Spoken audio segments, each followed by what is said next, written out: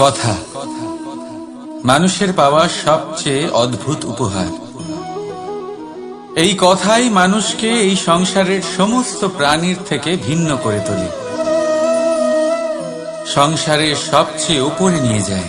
এই কথার কারণেই আমরা একে অপরের সাথে ভাব আদান প্রদান করি।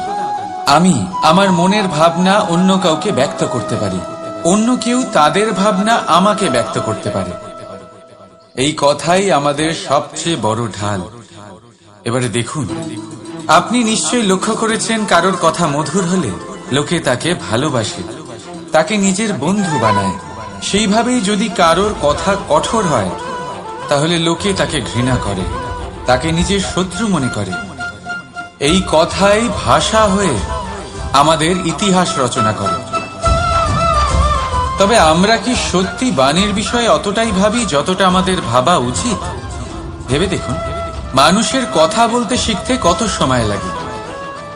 কোনো বালক 1.5 বছর বয়সে কথা বলতে শেখে, কেউ 2 বছরে, কেউ 3।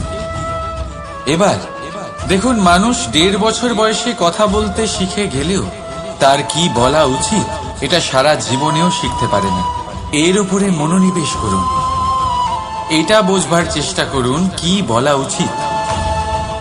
নিজের কথা শুদ্ধ করুন, নিজের কথা মধুর করুন, আর সেই মধুরতার সাথে আমার সঙ্গে বলুন, রাধা রাধা।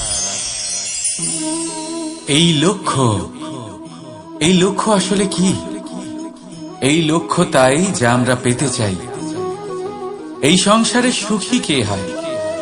সুখী সেই যে তার লক্ষ্য পেয়ে গেছে। দুঃখী কে হয়?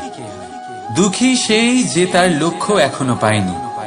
এবারে প্রশ্ন এখন এটাই যে লক্ষ্য সবাই পেতে চায়, লক্ষ্য পাওয়ার জন্য সবাই প্রাণপণ চেষ্টাও করে, তাহলে সবাই তাদের লক্ষ্যে পৌঁছতে পারে না কেন? ঠিক আছে, কোথাও না কোথাও কিছু না কিছু কমতি থেকেই যায়, যাই বাধা থাক। আজকে আমি আপনাকে একটা উপায় বলবো এই লক্ষ্য পাওয়ার জন্য। একটা কাগজ নিন, তাতে একটা চিহ্ন বানান, সেটাই হবে আপনার লক্ষ্য। এবারে সেই লক্ষ্যে পৌঁছানোর একটা পথ বানান। এবারে এই যাত্রাকে ভিন্ন ভিন্ন ভাগে বিভাজন করে দিন। এবারে এটা হলো আপনার পরিকল্পনা। এবার এই পরিকল্পনা ক্রমানুসারে আপনি পালন করতে থাকুন, এটাই হবে আপনার চেষ্টা। এবার এইভাবে যদি আপনি চেষ্টা করতে থাকেন, যাই আপনার কল্পনা হোক না কেন, তা বাস্তব অবশ্যই হবে। তাহলে এই কল্পনাকে বাস্তবে রূপান্তরিত করুন। এইভাবেই নিজের পরিকল্পনা পালন করতে থাকুন। আপনার যাই কল্পনা থাকুক বা যাই লক্ষ্য থাকুক, তা বাস্তবে পরিণত হয়ে আপনার হাতে অবশ্যই আসবে। রাধা রাধা। বাবার এক মিত্র ছিলেন, বড়ই দুঃখী ছিলেন, বিপদে পড়েছিলেন। কি করবেন? ব্যবসা ভালোভাবে চলছিল না, বাড়িতে শান্তি ছিল না, সমস্ত জায়গায় ক্ষতি হচ্ছিল। তাই উনি একজন জ্যোতিষীকে দেখালেন। জ্যোতিষী বললেন, আপনার যে বাড়ি আছে সেটা আপনার জন্য অশুভ, আপনার এই বাড়ি পাল্টে ফেলুন। উনি বাড়ি পাল্টে ফেললেন, তবুও ওনার সমস্যার সমাধান হলো না। তারপর একজন জ্ঞানী ব্যক্তি ওনাকে বললেন যে আপনার জামা কাপড়ের যে রং, সেটা বিপদকে আমন্ত্রণ জানাচ্ছে, এই জামা কাপড়গুলিকে পাল্টে ফেলুন।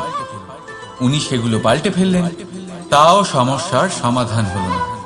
আবার একজন জ্ঞানী ব্যক্তি বললেন যে আপনার আশেপাশে যে মানুষজন রয়েছে, তারা এটা চায় না যে আপনি সফল হন, তারা আপনার ক্ষতি চায়, তাদের সাথে সমস্ত সম্পর্ক ভেঙে ফেলুন। তো উনি সম্পর্ক ভেঙে ফেললেন, কিন্তু তাতেও ওনার জীবনে কোনো পরিবর্তন এলো না। তার মানে তিনি বাড়ি পাল্টালেন, জামা কাপড় পাল্টালেন, সম্পর্ক পাল্টালেন, যেটা পাল্টালেন না তা হলো স্বভাব। এই যে স্বভাব, এটা অত্যন্ত গুরুত্বপূর্ণ। এই স্বভাবই আপনার ব্যক্তিত্ব তৈরি করে। তাই নিজের স্বভাব শুধরে ফেলুন, তাতে ভালো পরিবর্তন আনুন, সবকিছু ভালোই হবে। রাধা রাধা। ক্রোধ লোকে বলে যে এই ক্রোধ পাপেরই মূল, কিন্তু সত্যি কি এই ক্রোধ পাপের মূল? একটু ভেবে দেখুন, এই ক্রোধ বাস্তবে আসলে কি? এই ক্রোধ একটা অনুভূতি যা আপনার মধ্যে হঠাৎই অসীমিত তেজ সঞ্চালন করে। এবারে আমি আপনাকে কিছু উদাহরণ দিচ্ছি যাতে আপনি বুঝতে পারেন যে ক্রোধ আপনার জন্য ভালো কি না। যদি কারোর সাথে অন্যায় হয় আর এটা দেখে আপনার ক্রোধ হয়, আর এই ক্রোধ আপনাকে তার সাহায্য করতে প্রেরণা যোগায়, তাহলে এই ক্রোধ অবশ্যই ভালো। যদি কোথাও আপনি দেখেন যে কোনো নারীর উপরে অত্যাচার হচ্ছে আর সেটা দেখে আপনার ক্রোধ হয়, আর এই ক্রোধ আপনাকে তার সাহায্য করতে সাহস যোগায়, তাহলে এই ক্রোধ অবশ্যই ভালো। যদি এই সংসারে কোথাও আপনি কোনো অনৈতিক কাজ বা ছলনা দেখেন আর আপনার তাতে ক্রোধ না হয়, কিছুই অনুভব করেন না, তাহলে এটা কাপুরুষতা। তার মানে এটাই যে আপনি আপনার মনুষ্যত্ব হারিয়ে ফেলেছেন।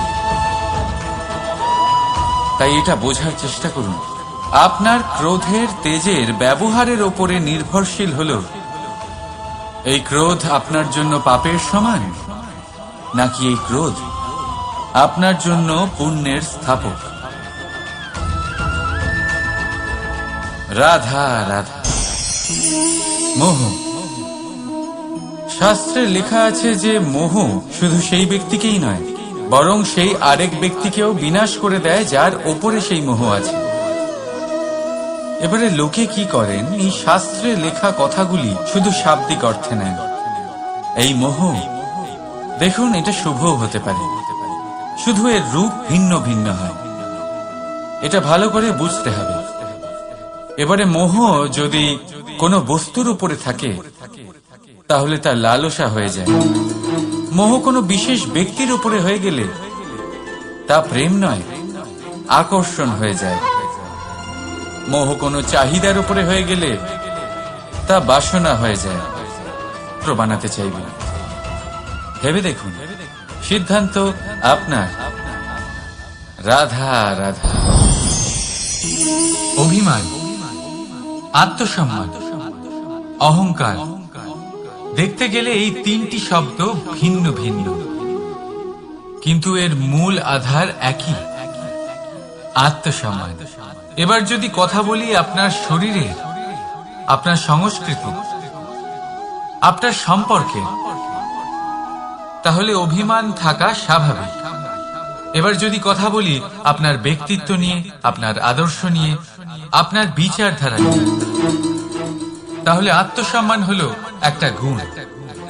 যদি এইভাবে বলা হয় যে আমি এই কার্য কারোর সাহায্য ছাড়া, সহযোগিতা ছাড়াও করতে পারি, তাহলে এটা আত্মসম্মান, আর এটা সঠিক। যদি এভাবে বলা হয় যে আমি এই কার্য কারোর সাহায্য ছাড়াই বা কারোর সহযোগিতা ছাড়াই করে ফেলেছি, তাহলে এটা অভিমান, এটাও সঠিক। কিন্তু এই কার্য শুধুমাত্র আমিই করতে পারি আর কেউ নয়, এটা অহংকার। তাহলে এই শব্দ এবং তার অর্থ বোঝার চেষ্টা করবে, জীবন ধারণের এক নতুন পথ খুঁজে পাবে। রাধা রাধা। সংসারে প্রত্যেক ব্যক্তি কোনো না কোনো রূপে ঈশ্বরকে মানে। কেউ মূর্তি রূপে, তো কেউ তত্ত্ব রূপে, কেউ ভাবনা রূপে, আবার কেউ স্বভাব রূপে। কেউ নিজের মধ্যে পরমাত্মা খোঁজে, আবার কেউ অন্যের মধ্যে। কারোর কাছে জ্ঞানই পরমাত্মা। সংসারে প্রত্যেক মানুষই কোনো না কোনো রূপে তার ঈশ্বরকে পেয়েই যান। কিন্তু একটা কথা বলবো, ঈশ্বর প্রথমেই নিজের একটা স্বরূপ পৃথিবীতে আপনার কাছে পাঠিয়ে দিয়েছেন। সেই স্বরূপ হলো আপনার মাতা, আপনার মা। সেই মা যিনি আপনাকে জন্ম দিয়েছেন, আপনাকে বাঁচতে শিখিয়েছেন, আপনাকে সংস্কার দিয়েছেন। যদি আপনি কখনো কোনো অনুচিত পথে অগ্রসর হয়েছেন, তখন তিরস্কার করে আপনাকে সঠিক পথে এনেছেন। যদি আপনি এই সংসারে অসফল হয়েছেন, তখন তার আঁচলের উষ্ণতা দিয়ে আপনাকে আশ্বাস জুগিয়েছেন। সেই সমস্ত কাজ করেন এই মা যা ঈশ্বরও করেন। সেই জন্য মনে রাখবেন যে এই সংসারে আপনার সবচেয়ে প্রথম ঈশ্বর যদি কেউ থাকে তাহলে তা আপনার মা। প্রত্যেক প্রতিমাতে ঈশ্বর নাই থাকতে পারে, কিন্তু প্রত্যেক মায়ের মধ্যে ঈশ্বর অবশ্যই থাকে। রাধা রাধা। আপনি নিশ্চয়ই দেখে থাকবেন যে প্রদীপের নিচে অন্ধকার থাকে। যে প্রদীপ সংসারকে আলোকিত করে সেই প্রদীপের নিচেই অন্ধকার। এবারে অনেক মানুষ আছে যারা এই বিষয়টা এইভাবে দেখে যে ব্যক্তি নিজের সমস্যার সমাধান করতে পারে না আর গোটা সংসারকে উপদেশ দেয়। কিন্তু এইটা দেখার আরো একটা দৃষ্টিভঙ্গি আছে। আর